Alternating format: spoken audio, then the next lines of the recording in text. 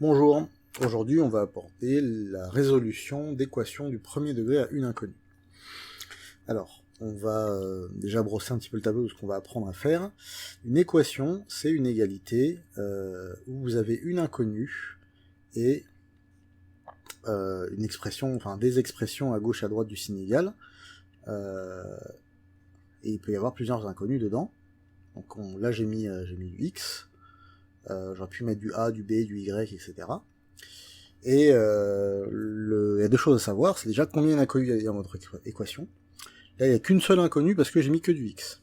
Alors si vous mettez que du x, ou que du a, ou que du y, enfin que vous mettez qu'une seule lettre, dans ce cas, c'est une équation à une inconnue. Et ensuite, le degré de l'équation, c'est la puissance que vous avez sur la lettre. Donc comme j'ai pas de puissance ici, ça veut dire que c'est puissance 1, donc ça veut dire que c'est du premier degré. Si jamais vous avez puissance 2, bah c'est deuxième degré, puissance 3, troisième degré, etc. Donc, dans le cadre de cette vidéo, on va apprendre à résoudre les équations comme celles que j'ai écrites sur le tableau, c'est-à-dire des équations du premier degré à une inconnue. Donc, pour pouvoir résoudre ces équations-là, on va commencer par utiliser 4 principes de base, qui sont en fait 2, mais on va y venir.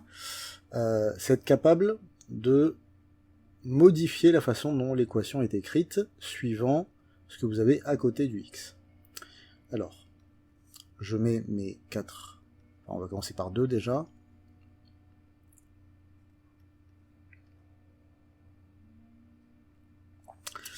Donc le premier principe, c'est qu'on veut déjà isoler le x. C'est-à-dire que résoudre l'équation, c'est trouver la valeur du x. Donc là, on a une égalité où il ne faut pas comprendre que ce qui est à droite est la suite du calcul de ce qui est à gauche. Hein. On n'est pas en train de dire que quand on fait x plus 5, ça fait moins 2. C'est pas ça qu'on est en train de dire. On est en train de dire, il y a une valeur pour x qui fait que quand on fait plus 5 à cette valeur, on trouve moins 2. Et la question c'est, quelle est cette valeur pour x qui nous donne moins 2 quand on fait plus 5 ? Autrement dit, quelque chose plus 5 égale moins 2, ce quelque chose c'est combien ? Donc, on n'est pas en train de dire quelque chose plus 5, quel que soit le quelque chose, ça fait tout le temps moins 2, c'est pas ça qu'on dit. On dit, il n'y a qu'une seule valeur pour laquelle ça marche, et c'est à vous de trouver laquelle. Donc c'est ça résoudre une équation. Donc comment on fait ? Eh ben, comme je vous l'ai dit, il faut isoler le x. Donc pour faire ça, vous avez à chaque fois dans votre équation un signe égal, et en fait on va chercher à se débarrasser de ce qui est à côté du x, pour que le x il soit tout seul de son côté de l'égalité, et qu'on ait du coup, à l'étape d'après, x égale, puis un nombre ici. Donc il faut se débarrasser du plus 5 si on veut ça. Et la règle qu'il faut connaître lorsqu'on fait ça, c'est que vous pouvez vous en débarrasser, vous avez le droit, à une condition, c'est que vous avez le droit de le passer de l'autre côté du signe égal. Mais quand vous faites ça, ça change son signe. C'est-à-dire que là, le plus 5, bah, il est positif, puisqu'il y a un plus devant. Quand il va passer de l'autre côté, il va devenir négatif. Donc, qu'est-ce qui va se passer ? Je vais l'écrire. On va avoir notre moins 2 qui est à droite du signe égal, ça va pas bouger. Lui, il bouge pas, on n'y touche pas. Par contre, le plus 5 qui était à gauche, bah, lui va passer à droite, donc il est plus à gauche, donc il y a le x qui est tout seul à gauche, et à droite, on va avoir le plus 5 qui va venir, mais comme il change de signe, il va devenir moins 5. Et après, bon, à gauche, on a que notre x, donc on écrit x, et à droite, on a notre égalité, là, moins 2, moins 5, qu'on calcule, et moins 2, moins 5, ça fait moins 7. Voilà. Et du coup, x est égal à moins 7. Et on peut vérifier ça. Si on prend notre valeur de x, là, et qu'on l'injecte dans la première égalité qui était tout en haut, si on fait moins 7 ici, on voit que moins 7 plus 5, effectivement, ça fait moins 2. Donc on ne s'est pas trompé, la valeur de x est bien moins 7. Pour le deuxième exemple, c'est le même principe, sauf qu'à la place d'avoir un plus quelque chose, on a un moins quelque chose. Donc là, on veut isoler notre x, donc il faut qu'on se débarrasse du moins 8. Donc on va le passer à droite, le moins 8. Et quand on fait ça, il va changer de signe. Donc ça va nous donner x plus 8. Pas x plus 8, pardon. C'est moins 1 plus 8, parce que x il est à gauche. Moins 1 plus 8 est égal à 7. effectivement, si on regarde au début de l'équation, si on fait 7 moins 8, ça fait bien moins 1. Donc on s'est pas trompé. La valeur de x, c'est bien 7.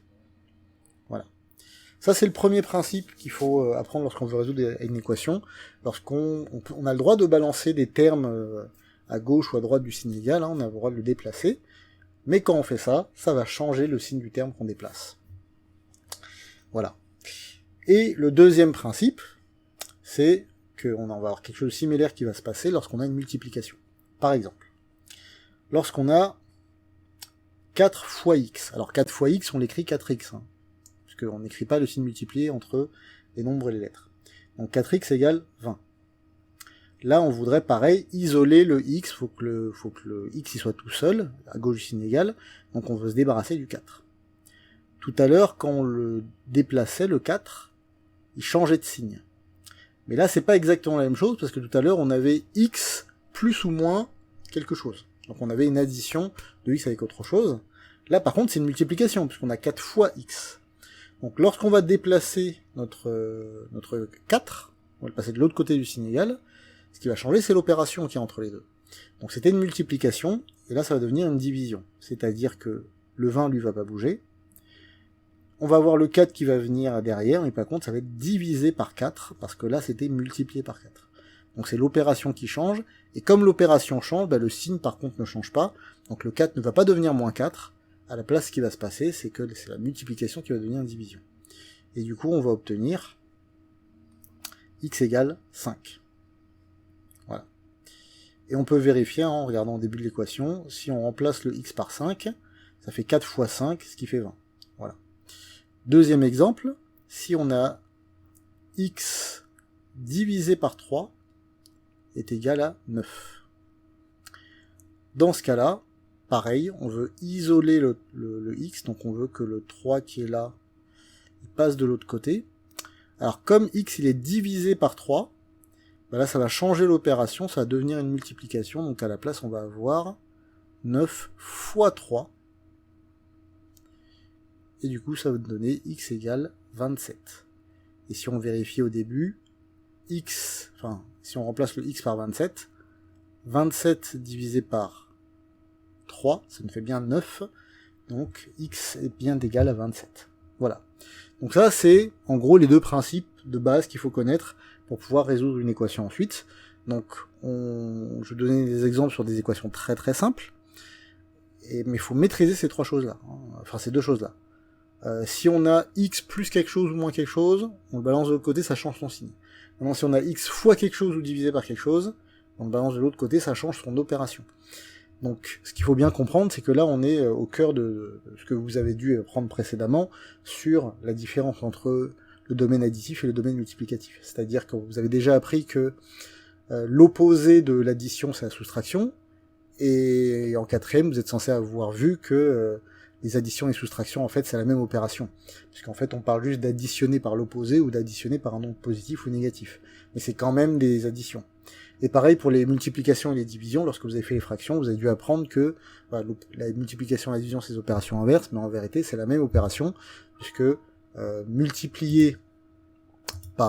diviser par un nombre, c'est la même chose que multiplier par son inverse.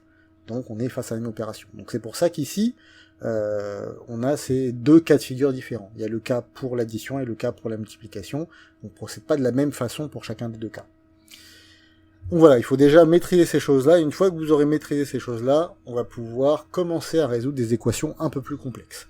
Donc ça, j'en parlerai dans la prochaine vidéo, mais déjà maîtrisez ces choses-là, entraînez-vous, comme d'habitude, hein, l'entraînement rend performant, donc faites-le bien, essayez vraiment tous les cas de figure, faites-en plein pour bien maîtriser ces choses-là, et ensuite vous pourrez vous attaquer aux équations toujours du premier degré, mais plus compliquées.